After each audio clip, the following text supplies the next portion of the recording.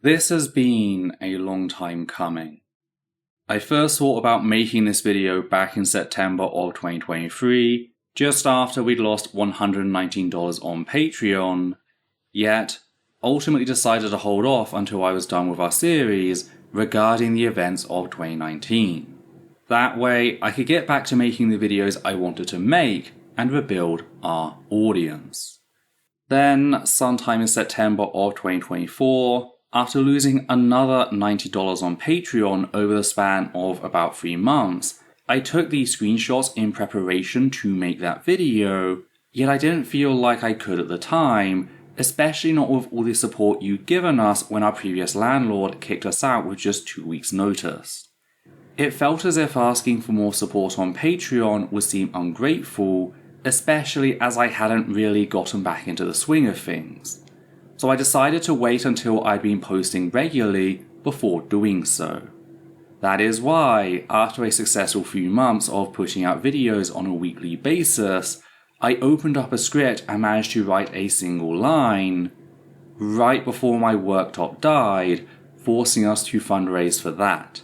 Which, by the way, you're incredible. I really cannot overstate just how grateful I am for that support. But it did leave me once again feeling like I couldn't ask for more without sounding ungrateful. So I decided to hold off for another few months. Then, just the other week, Ian Danskin of Innuendo Studios published a video talking about monetary struggles and the possibility of going bankrupt, and I told myself I should probably wait a bit in case people feel like I'm trying to bandwagon off of him. And it's at that point that I just had to stop myself. I could keep putting this conversation off forever, or at least until another thing breaks. And I don't want to do that. I don't want to stay quiet about our finances until I can no longer replace essential equipment, or even face the prospect of being homeless. I need to talk about this to try and put things back on the right track. Starting with the current situation, our Patreon has more than halved in the last few years. Starting in March of 2019, so before our first video during the breakout of transmisia within the Secker community that year, we were bringing in $652 a month. This took a bit of a beating around September, dropping us down to $563, but it healed back up to $673 by March of 2020. This is when the slow decay began. By August of 2023, we dropped down to $498, which then plummeted to $379 that September. This happened whilst Edita had been left unemployed because of government restrictions placed on the United Nations, which was a major source of funding for human rights organizations across India. 1 week Edita was traveling between states, interviewing victims in order to help develop new training programs. The next, she was out of the job. This, coupled with that sharp drop-off, is why I approached my dad, asking if we could borrow $100 a month to make up for that shortfall, just until Edita could find a job. We had no idea just how long that would take at the time.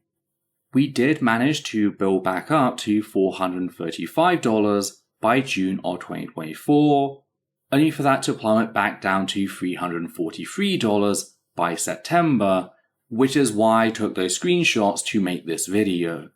That's why I began adding "and we cannot survive without your support" to the opening of each video. I'd hope that as I put out regular videos focusing on external issues rather than conflict within trans and leftist communities, that things would heal. Yet they didn't. In fact, they continue to get worse, with Patreon dropping below $290. So stepping back to look at the big picture, we've gone from $650/$670 a month down to $290 a month, less than half of what we once made. To see your income shrink month by month, sometimes in small nuggets, sometimes in huge chunks, is fucking terrifying. It feels like I'm standing on a ledge which is slowly crumbling beneath my feet. It's one of those things that forces me to lay awake in bed at night, staring blankly at the ceiling, just dreading any and all future notifications on Patreon. Now, I just want to be clear, I am not upset at any of the people who drew their pledge. The number one reason for doing so was changing financial situations. This was explained in the exit surveys in 2024, as seen via the screenshots I took at the time, and remains true to this day. But this is something I need to draw attention to, as I just can't live like this. I can't live on a nice edge. I need to bring in enough to start replacing equipment, get on HRT, and save a little in case something terrible happens. Something I should be clear on is that Adita has found herself a job in the meantime, though it took her over a year and a half due to the current job market. She now works in a tech service call center, 10 hours a day, not including the 3 to 4 hours of daily travel on top of that.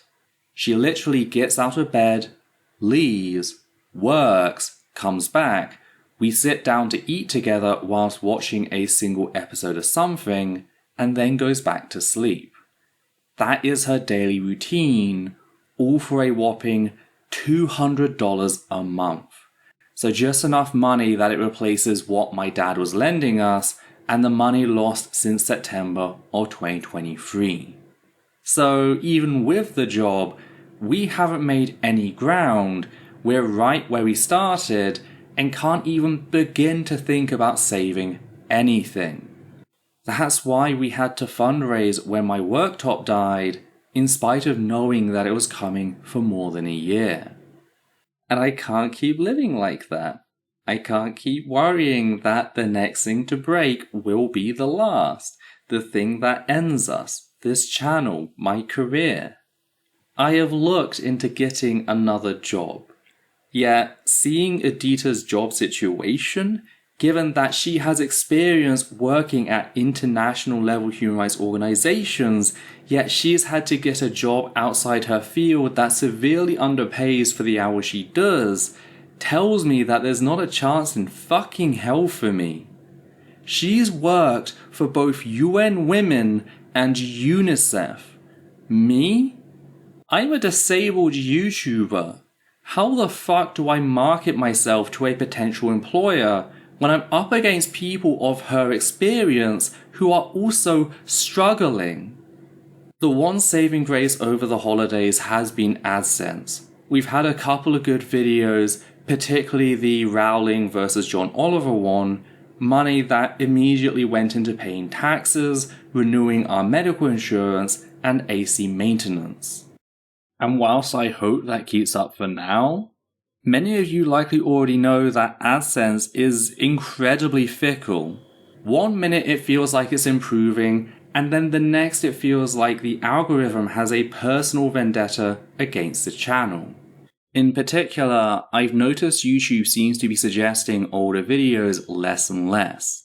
I'm not sure if that's just a result of how many new videos are uploaded daily, or whether it's just the algorithm that's been updated to more aggressively push new things at the expense of the old, but the result is the same either way. It used to be that every now and then, an old video would get a second wind, bringing in a little extra money, but that no longer happens, at least not for me. YouTube is my full-time career. It has been since I finished my degree in 2017, though I've been running this particular channel since September of 2011. I survived Gamergate, the secular community transmedia outbreak of 2019, and the adpocalypse. I survived so much shit, yet I am terrified that both the channel and myself are quickly circling the drain without any way back. which is a big fucking shame since there's still so much we have to do. The trans community is on fire, both in the UK and the US. We need the public to be equipped to fight now more than ever. That means we need people who can spend their work hours researching, processing, and distributing information to those of us with less time. I think our research here is important. We break down studies, we watch and report on key threats to the community, we debunk common anti-trans myths, and we explain how the gender-critical movement, formerly known as the TERF movement, operates. We produce an average of 3 to 4 videos a month, all fully referenced in order to give you, the viewer, the ability to check all things for yourself and expand your knowledge.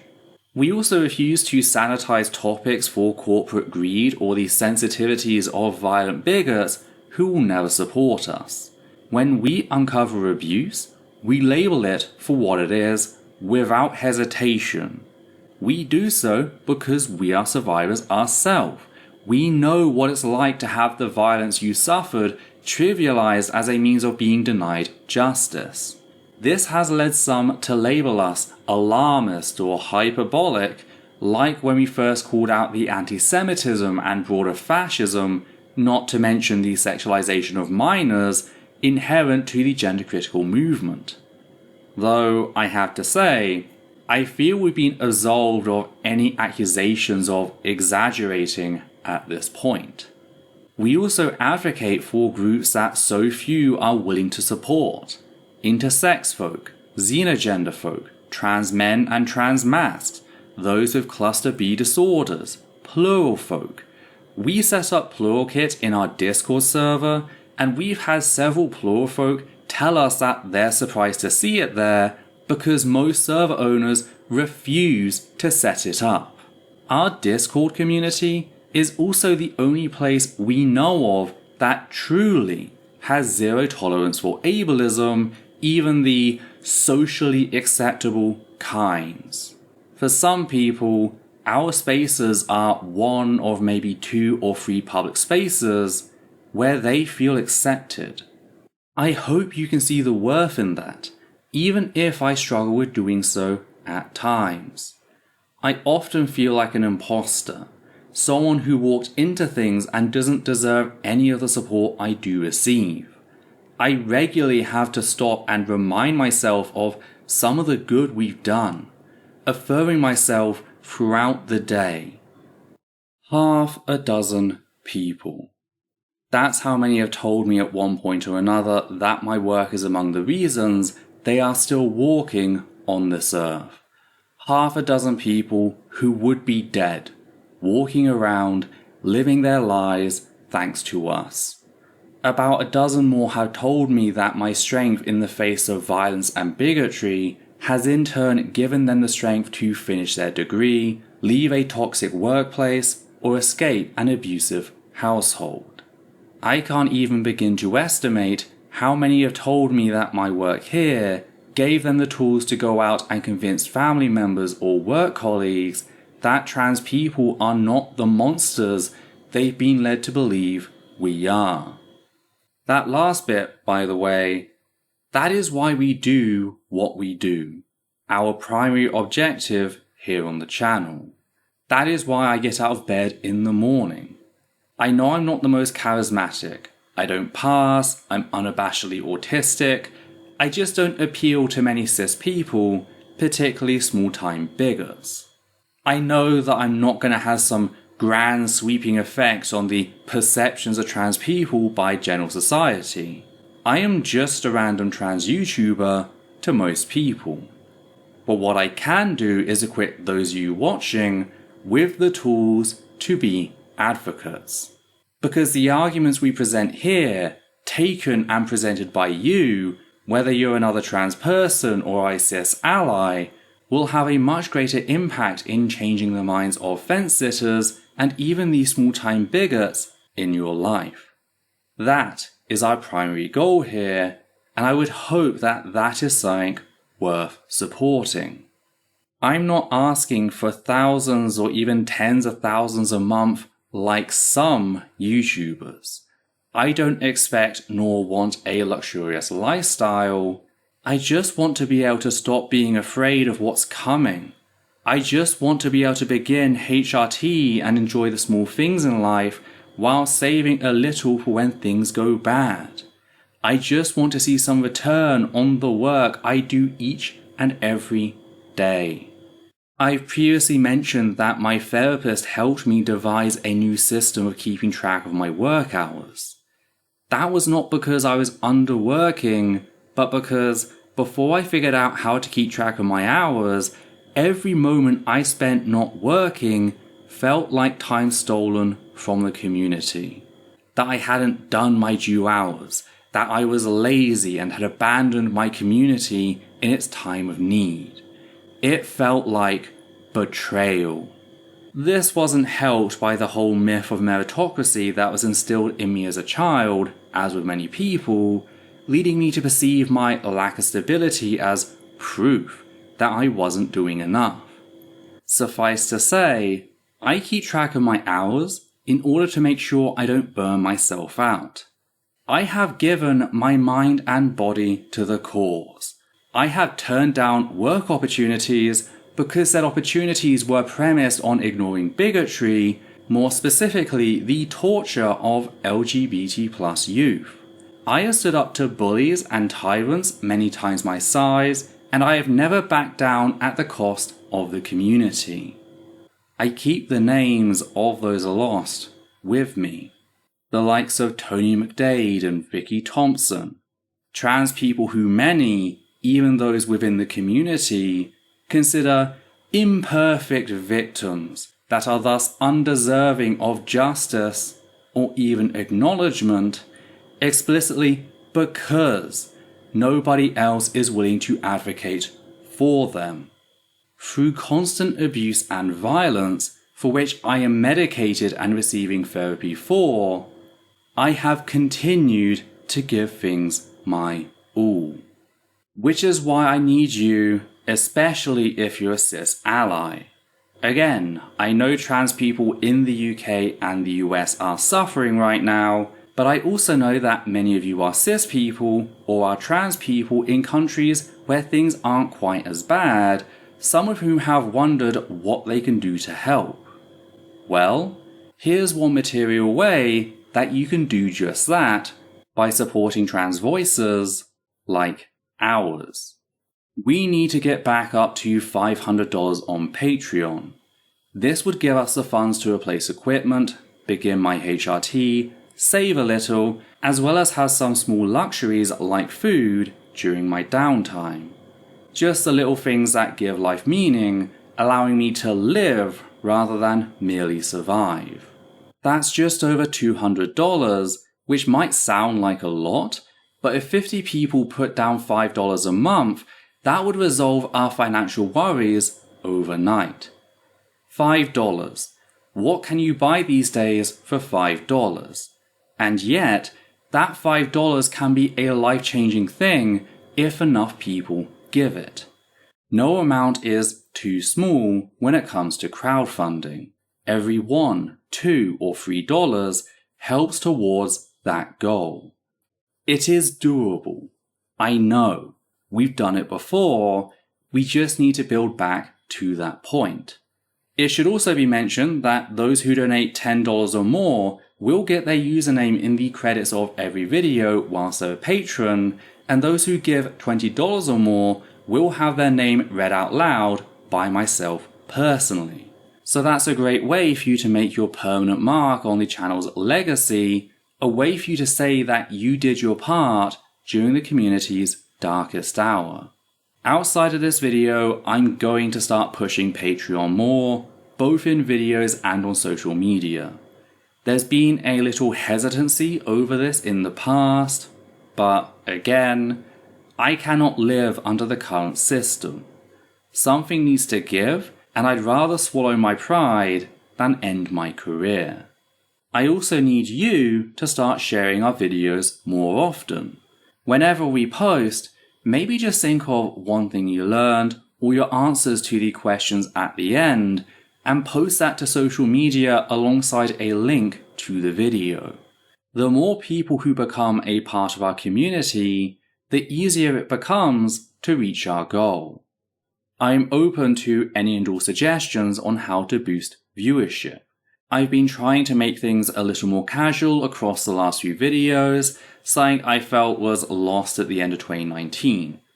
So please share any suggestions for things I can change, or even ideas for topics you think could draw people in, either down below, or you could always message me privately via our Discord server, which will be linked in the video description down below. Please, help me make 2025 the year that Essence of Thought returns to its fully functioning state. Give me security so that I can best serve our community, particularly those largely ignored. We can make that happen. Together. Thank you for taking the time to listen to what I had to say. And an especially big thank you to our patrons, like the people currently shown on screen. Your support is what allows us to do what we do. In particular, we'd like to thank the following people: Matthew Kovac, Flynn, and Higgins the Seagull. And for myself, Edita, and Levi, take care now.